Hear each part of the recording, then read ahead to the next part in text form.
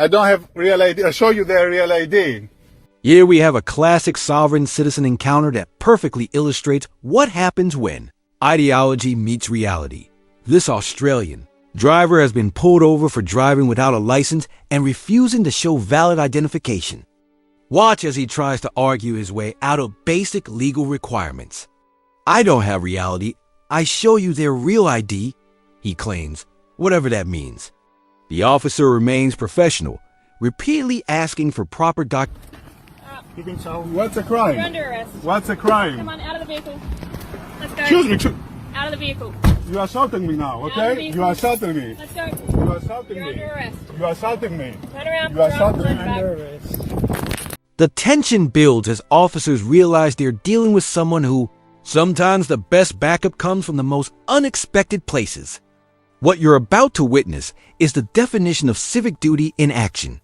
This truck driver in Oklahoma was just minding his own business when he witnessed the suspect fleeing from. And then, David, if you want to have a seat right here for me, please. Right.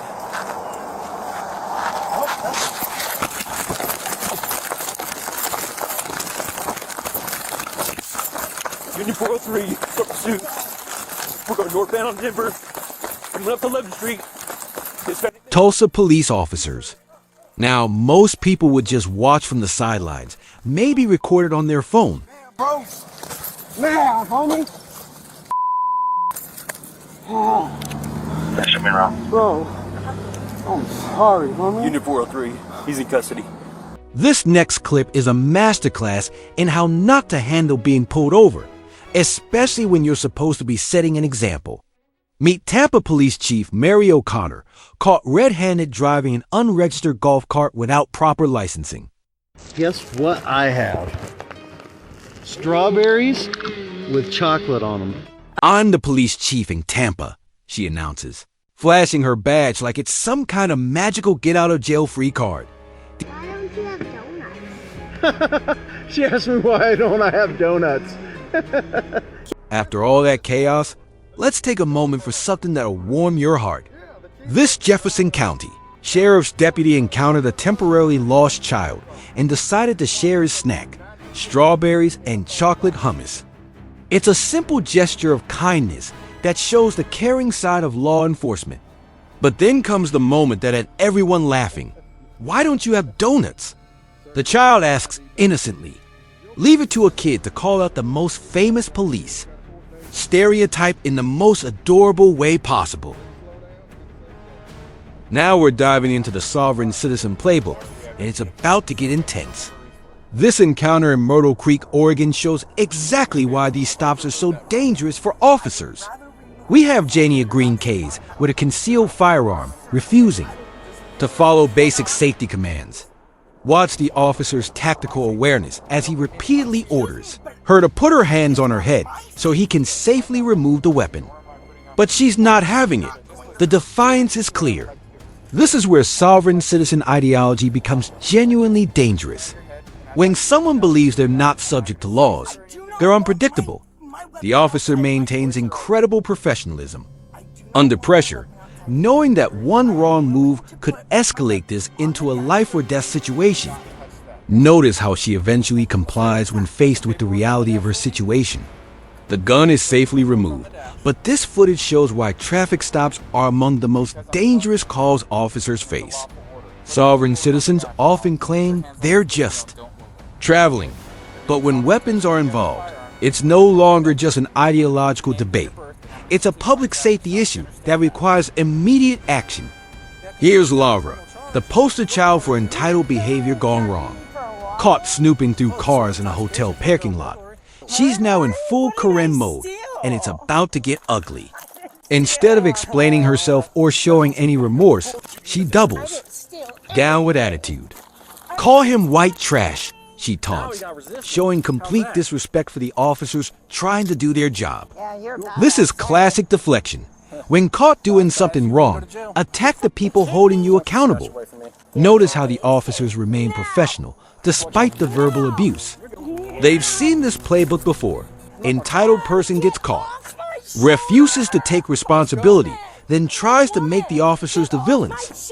Laura's resistance escalates from verbal to physical as she realizes her tantrum isn't working. This is what happens when someone's never been told no in their adult life.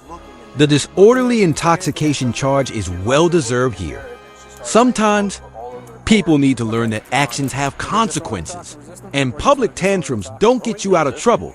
They get you additional charges. Not at all. Destry, hop on out. Why do I need to get out of my car? Have I done something wrong? Wait, whoa. Before you drag me out of the car. And here we have the moment everyone's been waiting for, the window-smashing showdown. This Volusia County encounter perfectly illustrates what happens when sovereign citizen stubbornness meets law enforcement reality. These drivers with their sovereign tags think they're untouchable, refusing every lawful command. "We breaking it open the door now," the deputy announces, and you can hear he's reached the end of his patience. This isn't police brutality. This is what happens when someone forces officers to physically enforce the law. The suspects had multiple opportunities to comply peacefully, but they chose confrontation instead. When words fail and safety is at risk, officers have to act decisively. Watch how quickly the situation resolves once the window comes down. All that sovereign citizen bravado disappears when faced with actual consequences. This is the reality check that every sovereign citizen eventually faces. Your ideology doesn't supersede the law, and officers will enforce compliance when necessary. The deputies showed remarkable restraint before resorting to force, but when push comes to shove, the law wins every time. Chose wisely. You guys are right. Choose your friends wiser. Why they keep treating me like this? They didn't even turn the motherfucking lights on. I ain't even got shit on me, man. Why? Meet Maricela, who's about to show us how to turn a simple arrest into a felony assault charge in under 30 seconds. This is where entitled behavior crosses the line from obnoxious to criminal. Watch as she hurls her phone directly at the officer's face. That's assault, plain and simple. But she's not done yet. As officers try to restrain her, she starts kicking at their faces and then commits one of the most disgusting acts possible, spitting on an officer. There's no excuse for this behavior, none whatsoever. Officers put their lives on the line every day, and they don't deserve to be assaulted while doing their job. Maricela's actions just earned her aggravated assault charges, 2 counts of second-degree assault, and a $6,500 bond. This is what happens when someone thinks they can physically attack law enforcement without consequences. The officers showed incredible restraint in not escalating force beyond what was necessary to control the situation. Every action has consequences, and Maricela just learned that lesson the hard way.